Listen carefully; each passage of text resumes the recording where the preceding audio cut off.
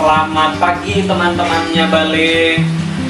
Terima kasih sudah mampir ke channel YouTube-nya Bale Hidroponik. Jadi buat teman-teman yang baru pertama kali mampir, boleh subscribe dulu, terus di like videonya dan share kalau teman-teman suka. Ada banyak videonya di Bale, tips dan trik, kemudian sharing pengalamannya Bale. Jadi semua video yang ada di channel YouTube-nya Bale itu sudah melewati uji cobanya Bale. Jadi kalau tips dan trik kami juga udah nyobain. Kalau sharing pengalaman ya memang pengalamannya dari Bale Hidroponik. Nah, di video kali ini kita mau bahas Hanif.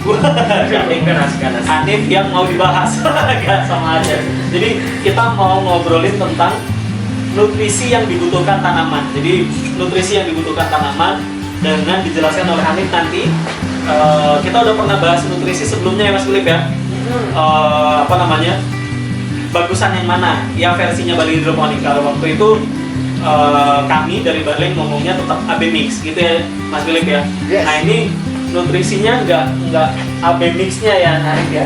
Tapi kandungan yang dibutuhkan tanaman yang akan dijelaskan oleh Hanif nanti gitu. Nah, seperti apa videonya? Saya mau ngomong tapi nanti spoiler, nggak boleh. Kadang-kadang ada orang yang belum nonton filmnya terus dikasih spoiler tuh marah. Kita puaskan Anda semua dengan penjelasannya Hanif nanti. Gitu Hanif ya. Kita langsung menuju ke video nutrisi yang dibutuhkan tumbuhan berikut ini. Nutrisi tumbuhan. Apa saja sih nutrisi yang diperlukan tumbuhan untuk tumbuh? Yuk kita bahas. Pertama-tama, nutrisi terbagi menjadi dua secara umum, yaitu makro dan mikro. Makro merupakan unsur hara yang dibutuhkan tanaman dalam jumlah yang besar, sedangkan mikro merupakan unsur hara yang dibutuhkan tanaman dalam jumlah yang lebih kecil. Unsur hara makro terdiri dari nitrogen, fosfor, kalium, sulfur, kalsium, dan magnesium. Sedangkan unsur mikro terdiri dari klor, zat besi, mangan, tembaga, seng, dan boron. Mari kita bahas satu-satu. Yang pertama adalah nitrogen. Nitrogen berfungsi untuk merangsang pertumbuhan vegetatif tanaman secara keseluruhan, khususnya pertumbuhan akar, batang, dan daun. Berperan dalam pembentukan zat hijau daun atau klorofil yang berguna untuk fotosintesis. Dan selanjutnya berperan dalam melakukan protein, lemak, dan berbagai penyawaan organik lainnya. Selanjutnya adalah fosfor. Fosfor berfungsi untuk merangsang pertumbuhan akar, khususnya akar benih dan tanaman muda, merupakan bahan mentah untuk pembentukan sejumlah protein tertentu, membantu proses asimilasi dan pernafasan tumbuhan, mempercepat pembungaan dan pemaksaan biji dan buah. Selanjutnya adalah kalium. Kalium berfungsi untuk membantu pembentukan protein dan karbohidrat, memperkuat tanaman sehingga daun, bunga, dan buah tidak mudah rontok atau gugur. Salah satu sumber daya tahan tanaman terhadap kekeringan dan penyakit. Selanjutnya adalah kalsium. Kalsium berfungsi untuk merangsang pertumbuhan bulu-bulu akar, merangsang batang tanaman, dan merangsang pembentukan biji. Kalsium pada batang dan daun bermanfaat untuk menetralkan senyawa atau keadaan yang tidak menguntungkan pada tanah. Selanjutnya adalah magnesium. Magnesium berperan dalam pembentukan zat hijau daun atau klorofil, karbohidrat, lemak, dan senyawa minyak yang dibutuhkan tanaman. Berperan dalam transportasi fosfat di tanaman. Dan selanjutnya adalah sulfur. Sulfur berperan dalam pembentukan bindel akar, membantu pertumbuhan anakan akar. Selanjutnya adalah bagian dari mikro. Yang pertama ada klor. Klor berfungsi untuk memperbaiki dan meningkatkan hasil kering tanaman seperti tembakau, kapas, kentang, dan sayuran. Selanjutnya ada zat besi yang berfungsi sebagai proses pernafasan tanaman dan pembentukan zat hijau daun atau klorofil. Selanjutnya ada mangan. Mangan berfungsi sebagai komponen untuk memperlancar proses asimilasi dan merupakan komponen penting dalam pembentukan dan melancarkan kerja enzim. Selanjutnya ada tembaga.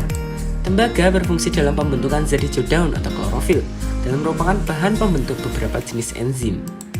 Selanjutnya adalah seng. Seng berfungsi dalam pengaktifan beberapa jenis enzim pada tanaman dan berperan dalam biosintesis auksin, pemanjangan sel, dan ruas batang. Dan terakhir, boron. Boron berfungsi mengangkut karbohidrat ke dalam tubuh tanaman, membantu bagian-bagian tanaman untuk tumbuh aktif, berperan dalam pembelahan sel pada tanaman biji. Semoga bermanfaat. Oke, itu tadi nutrisi yang dibutuhkan tanaman. Jadi kandungan-kandungan yang dibutuhkan tanaman untuk tumbuh dan berkembang. Kita udah bahas pertumbuhan dan perkembangan tanaman di video sebelumnya. Kalau teman-teman bingung apa itu pertumbuhan dan perkembangan, bedanya teman-teman bisa masuk ke video kemarin. Nah, nutrisi yang dibutuhkan tanaman itu apa aja nih? Garis besarnya aja. Sebenarnya banyak ya mas, tapi pas dari garis besar itu terbagi ke makro sama mikro. Oh, makro itu yang besar, Nah, mikro itu yang kecil. ya. Jadi mas Besarnya seberapa? Aduh. Oh, nggak bisa di. Jadi makro itu dalam jumlah yang lebih banyak. Oke. Nah, mikro itu Oke. jumlahnya lebih sedikit, tapi tetap diperlukan. Oh, iya. Jadi makro mikro itu bukan apa? Bukan ukuran besarnya, tetapi jumlahnya yang dibutuhkan. Oh, I see. Oke. Nah, sebenarnya nutrisi untuk di hidroponik yaitu ada banyak banget macamnya. Jadi teman-teman bisa nyoba POC ya. POC itu dulu yang masuk ke Indonesia dulu itu Pak.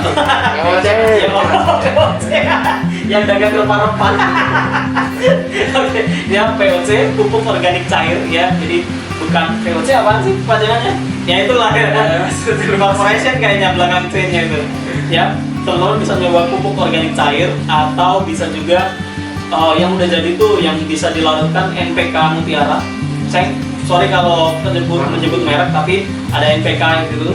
Kami tahunya sih NPK Mutiara. Kemudian ada feses ikan ya, jadi feses ikan tuh di tampungannya dikasih ikan, terus ikannya dikasih makan. Nanti fesesnya itu mengandung nutrisi untuk diserap tumbuhan gitu ya. Itu lebih ke arah aquaponik sih sebenarnya. Kemudian kalau untuk hidroponik, menurut Balai Hidroponik masih lebih bagus AB mix gitu, karena kandungan makro dan kandungan mikronya sudah disesuaikan dengan kebutuhannya tanaman gitu. Jadi tanaman tinggal makan aja gitu istilahnya. Gitu. Nah, kalau tanaman tidak dalam dunia hidroponik ya, misalnya kita nggak ngasih nutrisi, tanamannya bisa tumbuh nggak? Jadi cuma air doang gitu. Kemudian nggak bisa mas. Karena bisa ya, karena tetap butuh zat-zat yang dia butuhkan, makanannya itu ya. Iya. Kalaupun tumbuh paling ya nggak sebagus yang dikasih nutrisi ya. I see. Pernah meneliti tentang nutrisi juga nih waktu kuliah atau belum? Oh belum ya. Nah itu teman-teman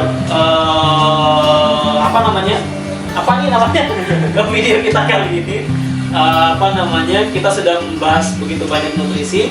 Teman-teman bisa lanjut ke video kemarin kalau mau tahu nutrisi apa yang terbaik bagi Balai Hidroponik. Jawabannya ada di video yang udah kemarin juga sih, udah kemarin banget gitu. Dan teman-teman, kalau teman-teman yang baru pertama mampir ke channelnya YouTube Hidroponik, YouTube-nya Balai Hidroponik, gak ribet kan ya. Teman-teman boleh subscribe dulu. Kalau yang sudah subscribe, terima kasih banyak. Jangan lupa di like videonya, kemudian di share gitu ya Nit ya. Kalau teman-teman nggak suka dengan konten kita kali ini, boleh di dislike, tapi di komen di bawahnya kurangnya apa supaya kami bisa berbenah ya. Kamar ya Nit ya. Berbenah videonya bisa lebih baik buat teman-teman. Gitu aja mungkin video kali ini. Terima kasih banyak, sampai jumpa di video berikutnya.